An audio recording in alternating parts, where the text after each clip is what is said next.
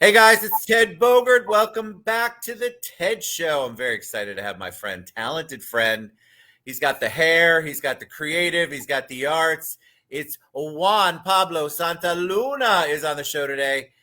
He is an artist I met through our dear friend Boris Garbe from Mills Gallery, and he is going to talk about his journey a little bit and what he does and what's going on in his world. Juan, welcome to the show, my friend. How you doing today? Hi Ted, how you doing, man? It is a pleasure to be here, man. You are like the most influential social media person here in this Thank you. beautiful town. I will cut your check later for saying that. Thank you very Absolutely, absolutely. I'm And very hi honored. So to everybody. when I met you the first time through Boris, I'm like, oh my God, his energy, his creativity, loved every second of it. So I said, you know what, I've got to get him on the show. So before we went live, I said we're going to talk about your origin. They kind of want to know a little bit about you. So give them the background on you. Absolutely. Well, I was born in 1979 in a beautiful town called Florencia, Caquetá, at the southeast of Colombia. So I was there probably until the age of 9, and then I moved to a bigger city called Santiago de Cali. We proclaim to be the capital of the salsa, but there are a lot of nice salsa around the whole world. So I moved to Cali around the age of 9, and I was there until probably 24 years old. And I went to Australia to keep living life. So I Why? left. Why Australia? Why'd you choose Australia? Well, I think because it was like the farthest place away from my where I was born. So there was like really hard times for me. So I pretty much like escape from my problems, but I just found out that they come with you in They the do bag. come with you, my friend. It doesn't matter. So yep, I landed in Australia around 2007, and I spent several years there until 2013 that I moved from Sydney to Alana, and a new journey start, like a new chapter. So here I am. Tell them what you do because you're a creative. So when you were growing up, did you know that you love the arts? Tell them a little bit about your creative expression, what you do in the arts. Well, I always love being creative. I remember as a kid, as a child, being like really curious about things, and always exploring. So I always love colors, art, shapes, forms, and all these beautiful things. So yes, I was a creative person, but I didn't know how to focus that, and everything went like lost in time. Confusion, society, follow this, follow that. So, but it's been always there. So I went more towards the corporate side. So I graduated from university. So I follow the herd. What people say it is. I Yes. mean, my parents, they educate me like the way that they were educated, like with really good principles, more and all these beautiful things. But I mean, sometimes they teach us wrong things with love, but they learn it the same way. So it's Yes. like a transgenerational thing that follow us. Very good. So I am really grateful with my parents, but I just decided to go different way. And I was just a little bit not too young, and I just decided to move from the corporate side. So I went from corporate America to be an artist and a community unifier.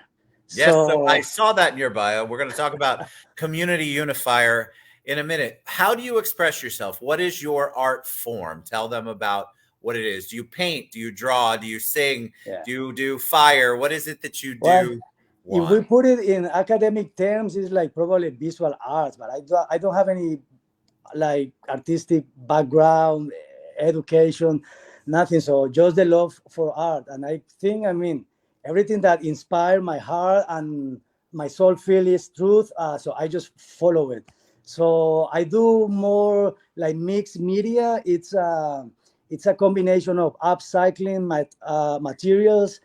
So I kind of reshape things, but everything has a message. That's the most important thing, to use every single moment that we have to promote a message, man. I think that that's part of life. Sometimes I they don't understand. love that. You have art with a purpose, with a message. Exactly. Art, So, and probably not just art with purpose, a life with a purpose. yes. Living with a meaningful purpose, and I mean Well, I that's love that you art found also. your way. I love that I mean, for all of us, I'm very grateful that you left the corporate world and that you were able to follow your passion the whole time. And I want them to eventually, when your website's ready, look up your art, find out what your art looks like, because I think you're incredibly talented. Thank Let's you. talk about the Community Unifier. You Oh, put that's that good. in I love it. your bio. I ask everybody to put a little bio, a couple little things about them.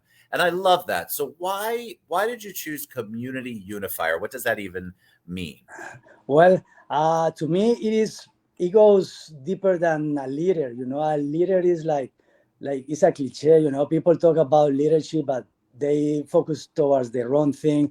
So to me, a unifier is somebody who wants really from heart to unify people because cares about people helping people. A unifier could be a person who believes that working as a team, we can achieve bigger things. It's not just I'm an individual, but no, it's just we are individuals, but we belong to a community. I mean, it Yes. doesn't matter your color, your language, the way you dress, the way you do. Nothing of those BS matters. It's just, I mean, that's something that they. I love the concept of it, my friend, because I think that's probably why, because Boris is also a community unifier, and I like to think that anything that we do on the show is very community unifying. Actually, it is. It And is. that's what that gives purpose. It gives such great joy to us that like to do that. But you have to still enmesh yourself in the real world to pay bills, to do that Exactly. kinds of things. And I think that's where a lot of community unifiers, unfortunately, they have the dream, but they don't have the wherewithal or the means. Talk about your experience in Orlando. Obviously, you met the most intriguing man on the planet, Mr. Boris Douglas Yeah. Garbe, Yeah. at Mills Gallery, one of my favorite human beings on the planet. Yeah. What is that like? What has that done for you? Has he opened up doors? Have Um, you guys worked together? Tell me about your relationship with Mills Gallery. Well, Mills Gallery, Boris and Jennifer, they've been like really, really open arms to me. I met Boris. I asked for an appointment. This was probably 7 months ago. My first try. I left corporate. I don't know nothing about art, so I was walking with my artwork under my arm, and I visit Boris with an appointment, and he was really kind to me. We had a connection. He really cares about the artist. Yes. I mean, he says he doesn't care about art and he doesn't give a shit about art, but That's it's a exactly what mix he there said. that you gotta keep it in balance. But he is all in about the artist, about helping Yes. the community. About shaping us. As an artist, he is a person of a lot of wisdom. Probably he doesn't know this, but it's kind of fantastic. It's a really nice friendship, but with a goal in common. Unify Orlando. Orlando is beautiful, man. We have beautiful things here, and people don't talk about them because they don't know about them. So yeah, Yes. Boris, I say hello to you, my friend. See, we gave you some love, Boris. Don't give me a hard time later because I don't give you love. This is love. We're It sending you is. lots of love. So, before we went live, we had questions about struggling artists, right? You're people Yeah. who want to leave the corporate world, feel like they've got a talent. Now that you're looking back, are there any words of wisdom, something that you could tell people that you wish you had known when you decided no more corporate for me? I want to follow my dream with art.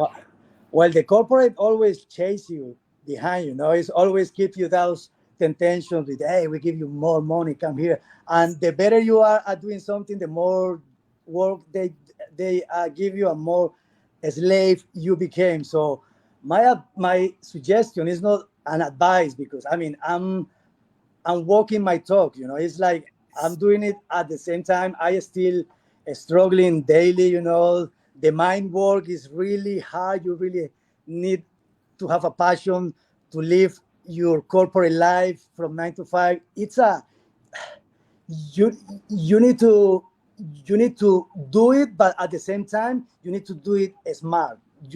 I jump into the wild like there is no tomorrow. I say I'm sick and tired of this bullshit. I cannot do it anymore. I'm successful, like society says. You got money in your bank account, a nice car, blah blah blah. But I wasn't unhappy, so that's not the key. That's not the success. So hey, just do it. Just keep being curious. Yes. Be curious. It's the opposite. When I was a kid, my parents teach me don't be curious because that's bad, but I think they were wrong. You got to be curious about what's going on out there.